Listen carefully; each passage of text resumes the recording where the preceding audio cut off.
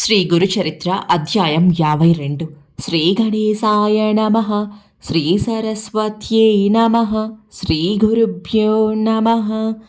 అంతవరకు ఎంతో ఆసక్తితో శ్రీ గురుని లీలలు కోరి కోరి చెప్పించుకుంటున్న నామధారకుడు ఈసారి సిద్ధముని కథ ముగించిన తర్వాత కూడా ఏమీ మాట్లాడకుండా నిశ్చేష్టుడై ఉండిపోయాడు. నకసిక పర్యంతము కించిత్తైనా చలనం లేకుండా శిలా ప్రతిమలా ఉండిపోయాడు. అతని శరీరం అంతటా వెంట్రుకలు నెక్కబొడుచుకుని ఉన్నాయి. చెమట బిందువులు నిలిచాయి. అతని శరీరమంతా కంపించిపోతున్నది. అతని ముఖంలోని భావమంతా పూర్తిగా మారిపోయి అతని కన్నుల నుండి సంతత ధారగా ఆనంద బాష్పాలు కారుతున్నాయి. ఈ 8 విధాలైన భక్తి భావాలతోనూ అతడు సమాధి స్థితిలో ఉన్నాడని గ్రహించిన సిద్ధముని లోకహితం కోరి అతనిని మేల్కొల్పాలని నిశ్చయించుకున్నారు.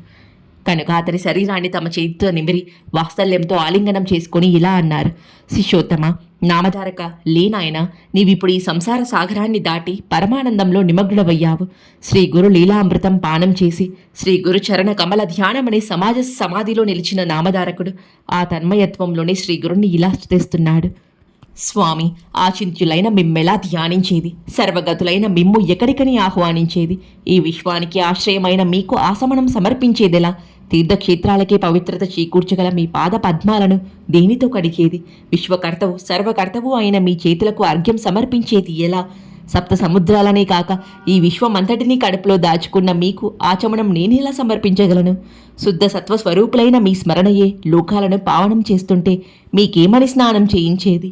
ఆకాశమే శరీరంగా గల మీకు నేను సమర్పించదగిన వస్త్రం ఏమున్నది? చతుర్ముఖుడైన బ్రహ్మదేవుని సృష్టించిన మీకు యజ్ఞసూత్రం వలన కలిగే లాభమేమున్నది? సర్వజీవుల తాపాన్ని హరించగల మీకు గంధ లేపనమేమి చేయగలదు?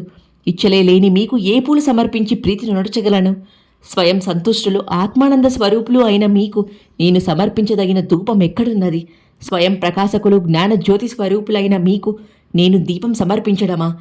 జగత్పోషకులైన మీకు ఏమి నైవేద్యం ఇవ్వగలను? నిత్య సుముఖులైన మీకు తాంబూలం వలన ఏమి ప్రయోజనం?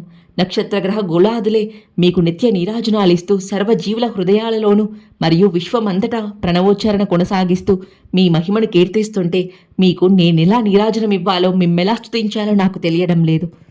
సర్వగతులైన మీకు ప్రదక్షిణం ఎలా చేయాలి? ఈ నామరూపాత్మకమైన విశ్వమంతా మీ పాదమే అయి ఉండగా నేనెక్కడికని నమస్కరించేది? నా లోపల వెలుపల నిండి ఉన్న మీకు ఎచటికని ఉద్వాసన చెప్పేది అంటున్నాడు. అప్పుడు సిద్ధయోగి ఆనందంతో నవ్వుకొని, నాయనా, నీవిలా అంతర్ముఖుడవై నిశ్చల సమాధిలో నిలిచిపోతే ఈ జగత్తును ఉద్ధరించేదెలా? ప్రజలందరూ ఉద్ధరింపబడాలన్నదే శ్రీ గురుని సంకల్పం. ఆయన చూపిన మార్గంలో పయనిస్తున్న మనకు ఆయన అభిష్టం నెరవేర్చడమే ప్రధాన కర్తవ్యం. నీవిలా కూర్చుండిపోతే అదెలా సంభవం? కనుక నీవు మేల్కొని శ్రీ గురు చరణాలను స్మరిస్తూ శాస్త్ర వాక్యాలను అనుసరిస్తూ ఈ ప్రపంచంలోనే జీవించాలి అని చెప్పి చివరకు అతన్ని మేల్కొలిపారు. నామధారకుడు కన్నులు తెరిచి సిద్ధమునుని చూచి, స్వామి, దయామయ, విశ్వధార, ఈ సంసార సముద్రాన్ని భద్రంగా దాటించగల నౌక వంటి వారు మీరు.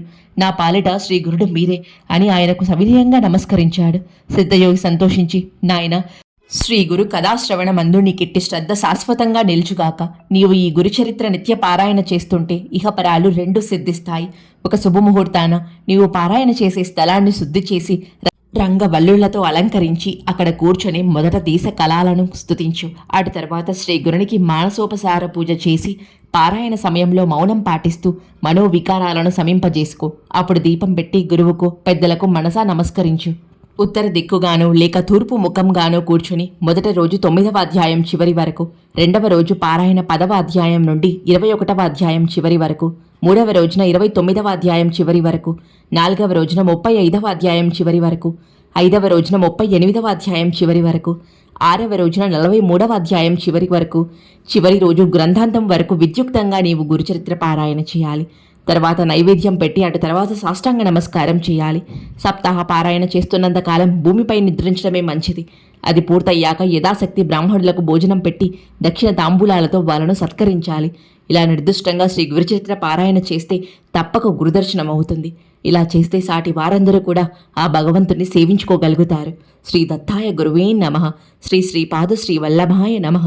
శ్రీ నృసింహ సరస్వత్యై నమః.